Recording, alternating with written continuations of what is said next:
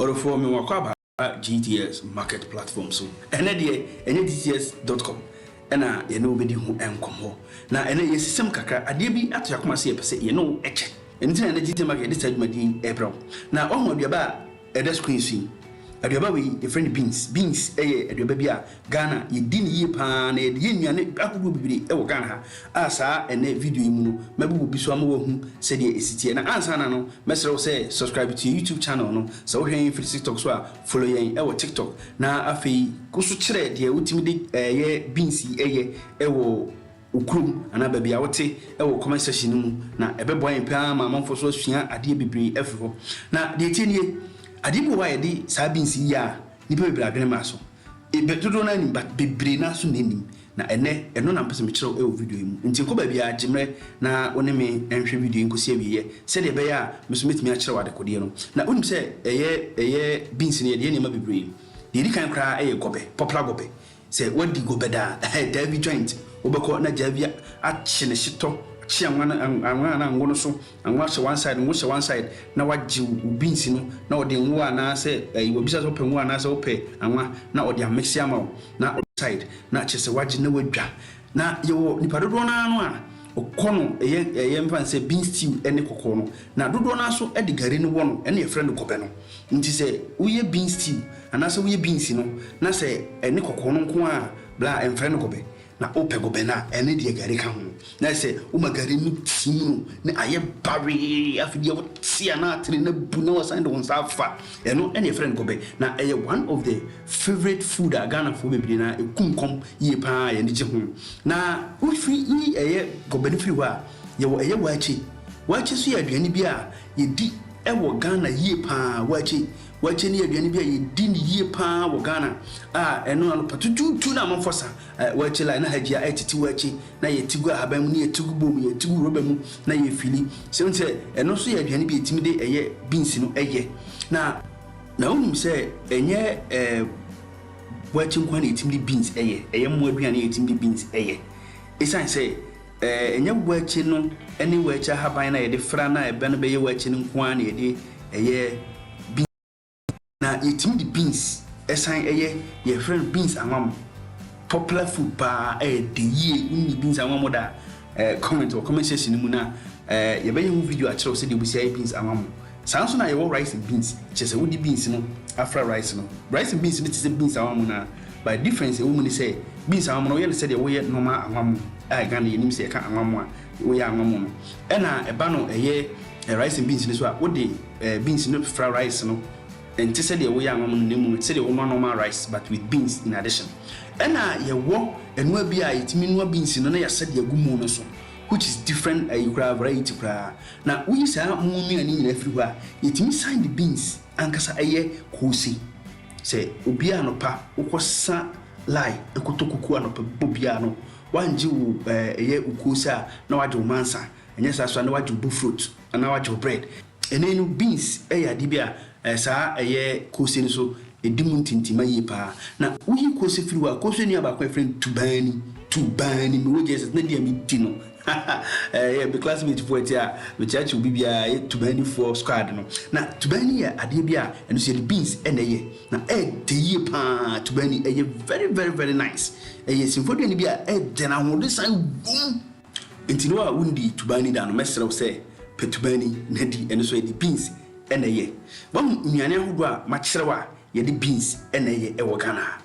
na akaba ako a mebeka wasem eno enti na ye sa video yi enti enko ba bia subscribe to YouTube channel no se de be ya ososo ubesua bibi kakra e wo ho na sanso na mesere sese wo hwe yen e wo TikTok so follow yen why follow yen na boy yen na yeso yentimi emo na de tiere se ene no de enti aye video ni se ye be kire se de obesi di beans ya e da screen so ya aye Shitor ye ka Shitor yididi eye nkando kono akra Kenkey Shitor etwuma kokoko de ka ho edidi nkando kono Shitor etim didi ntedo kono Shitor wo school no na wo de fragare ye gashit wo de gare wo de gare no fra Shitor no na chese wo de wa hwe na wo de nsuo kakra pete no wa hwe na obunso guso no me be kire wo se de wo be sidi beans aye amana ye fu wonim se enema ehia wo Shitor mu pa no eye ema Shitor no ye Shitor no eye nsawa yesi no ene monko na yesi na wode fra no na eno na sometimes say wotone dodo ene ti tomatoes ne say wotone dodo na atimi ama aye kama na unim say saa awa ne monko no protein saa so na beans me beka ho protein na kwanya obefa so a dane beans no ama watimi dia ba ye Shito na substitute for monko ne na say nsesawa na wasi no eno na ne me be kire video mu me be kire yesem be kire keke me be kire dia Shito ni bi atibie dia di dokona mo say yes utimi de beans eso Shito ema ne de minim say dodo na anim ba dodo na so nye den enim nti wa wonim no diakonya na tenase na onime ensua de ha now de obeye ni say obese uni beans Shito ubedi kan anwa beans no amana aben but o mane enter ti said ye de gobe no me say o ma beans ni enter said ye de gobe no ena emma beans ni so enyet said amben mane ben nyet said wan wa ehuru fa so na wase da bi yembetu no beans ni mane ben ne mu emane enter na afei sone so ewo sonyem o sone so man so ni nyina firi hu bia said ye uhu screen so no ube bie beans ni na wahatam ube bie beans ni na wahatam ube hatane wo awiem se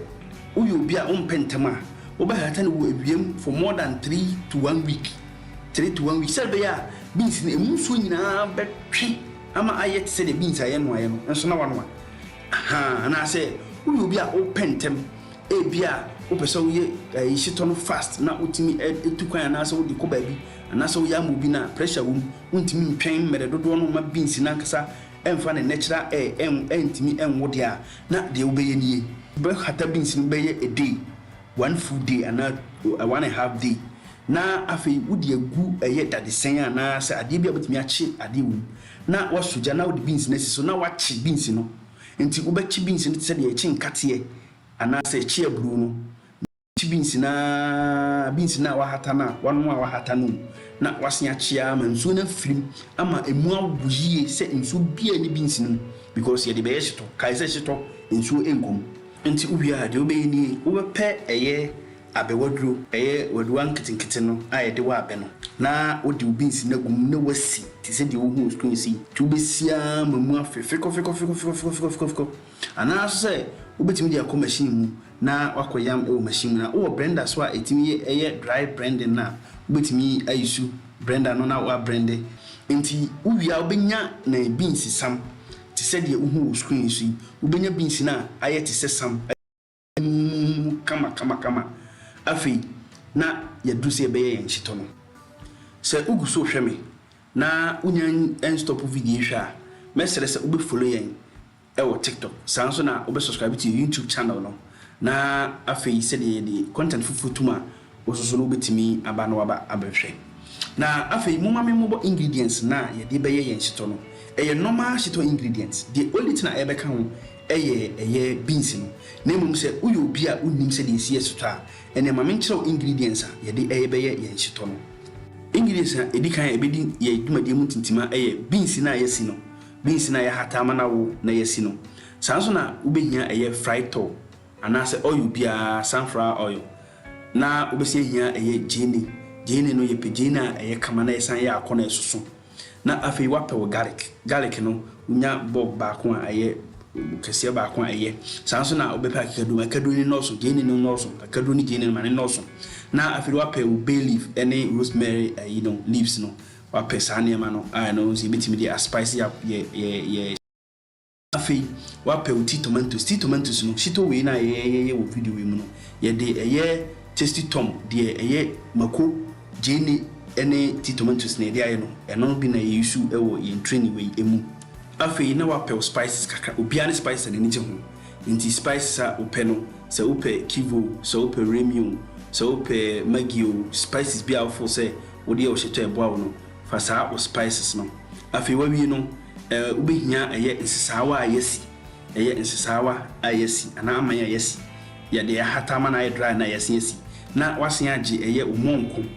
wole monko nkasa ayesi no so ya ni powder ukuduma yetom eno ne bonye din 20 cd 30 cd na we no enkoto na sa na ne bibiri because beans no ebe complement na ma aye kama ewo ho afi ye ne ma ne nyina ye ready enti yenye Shito no na die yebeni yebedi kan ate yen ye kikadru yen jeni ene ho nkro ne bani nyina na ye de agu adiem na afi ye hwehwa ho ani nyina ho akikadru ne betwetwe ho kama ama ho atwi na afi ye de gu adiem se de wo hu so no nti ne ye hwehwa ne yen akikadru no ye hwan yen jeni no ye hwan yen garlic no ena ye di gu adiem ye wie ne di nsuo egu ho ene ye hohoro ho kama se de be ya fi bia wo hu bia ebefiri ho ye wie ne ye san twitwa mu nkumankuma ho no de amba bibiem ne mu ye twitwa mu nkumankuma ma ne ye nketwa kama se de be ya ye blender no betimi a blend no but so blender ye very powerful betimi e de betimi a blend am fine but enye sa de twitwa mu nketinketi kama se de be ye betimi a blend yin ti se wo hwe de mu school so no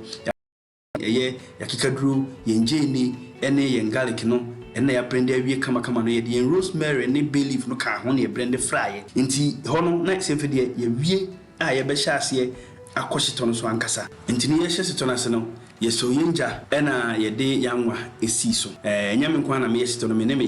yere ena support me a metimi ye shito ya uhwe nti ye ti yanwa ye fried oil no edigumu kama na nim se shito wi ye nyina wie na ya moka anru even 1.8 kra ya moka anru 1.8 kra nti ma anwanu sisu ye hye anwanu ye hye pa ena afi ye hyase se ye te eye akikadru jeni garlic ne rosemary ne bay leaf na ya blend no edi agum se de be man aroma ena ye titigum kai na hye ne so se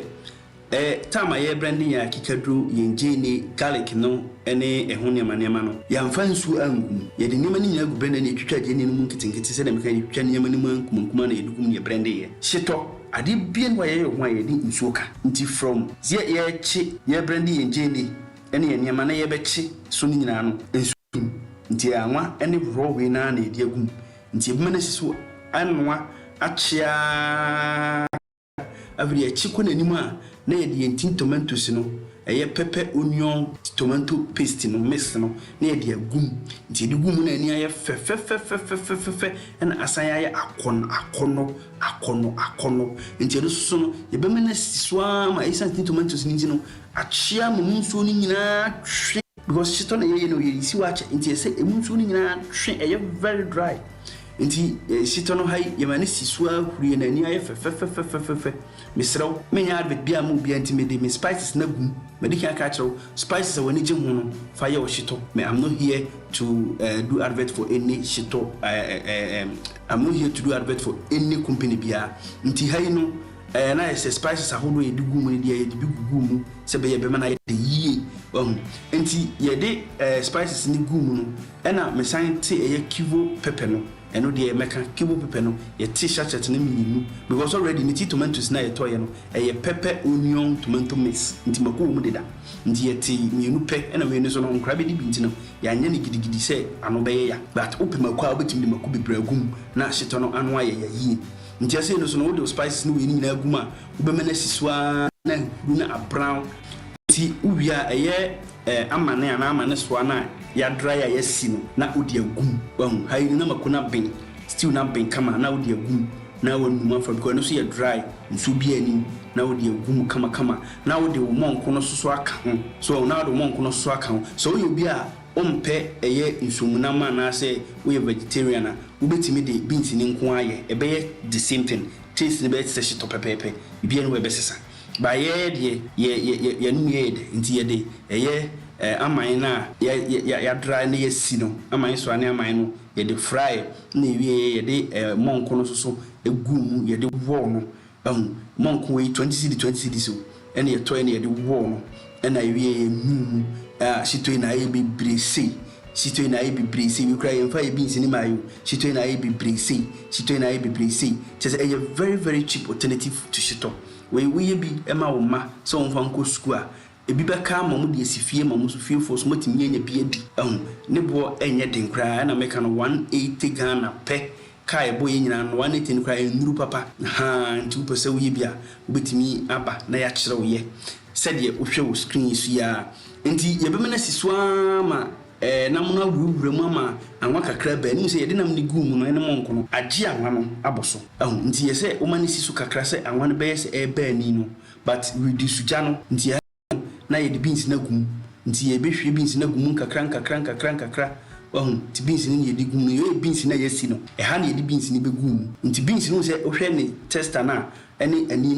nam ni nyina ye pe eni nam ni nyina ye pe wo se de mu difference bia wo beans ni nam no mu ha na ewie ye kanu afidi beans ni kra san be na anwane sen ayira kra nti we ewie no ye pe anwa kakra echie eni ye di gu so wo pa obetim di afra but sometimes wo di anwane fra esan no manwano this is siwa che na bani which uti anyi na se no nom na sanwana ma waso be yeshi nti Shitor so de we ya se esiwa anwata yani na ansei nti ye mani siswa nwa den ho na fedie anwana ya se e bani to nse agejai nti se na ye Shitor no aye Shitor ankasa na che se Shitor no ya wia no nti we num kakra ya we ni reduce heat no jano ya yi je na film se be ya enhye cause already no na a brown kama aye Shitor ankasa nti ye disi suma jane bone de sa ko si se anwa betani ansa na ye esiwo nti no unu se de esitie ya ebe ma na siswa na anwa no nse anwa na ha se ba ni nti be siswa na anwa no abani kama nti awani ba ni bia na yebesi nti benum ma no benum kakra go Shitor no de we sitie no se enya hitia osiesi wo kra sta na Shitor no yeden ehuru ben nti ni se wanye very careful awadwo be o se wasie Shitor no so ko na ahye nti so we reduce ja no kra at this point we reduce ja no na eno ade dead because nyema na odigu last hour no nam no any beans no ade a emu ye dry nti nso bi anim a esese etwe what point na say anwana betani sukunu anwana betani sukunu Shitor na ya kona kono se Shitor na okon ado enso unyai Shitor na okon ado nenso unyai ubenya age se uyi bi ofie na wankasa wadi na me kire wo se subscribe to your YouTube channel yi YouTube channel yi enya aduane YouTube channel we eye one time 10 ena dia tum se ye beboa ama wona opese ote won kaso wabra wo ye Shitor ahodo ama on ba ku school for every school sebe ya ubetimi de beans a supplement eye namna obeto no na atete wo kan so bi na Shitor no so ado so ama oba na di ache enu nti ena ye pese ye video yi tum na ebo abatan nti won se hayi no na anwa no atimi abani ena ye tibi chi ye nam yenu de to ho na me pese me kire wo se utim de Shitor no edi dokono utim de Shitor no edi nkan dokono utim de intaw dokono se de yemia ne yayi sanso na utim edidi gari we eye de yie na de ma we ni ya ni kan se udi an shobo beans Shitor no se udi a nse Shitor bi wo a wo ye wi ase udi na gina obo ase obo shishu bi ase obo ye style bi we ni de udi a obo nya wo hwe obo shishu bibia de din kama nti ha na me di wusi na me kire wo se uhia Shitor na betimi adi amemian na ya kire wo eyie ana ya ma ingredients na ebia na video no wanti ni ma biase a betimi abisa comment section mu ye beboa na yeso ya ma wa atiase ha na me di wusi kai se subscribe to your YouTube channel yi na wa follow e wa TikTok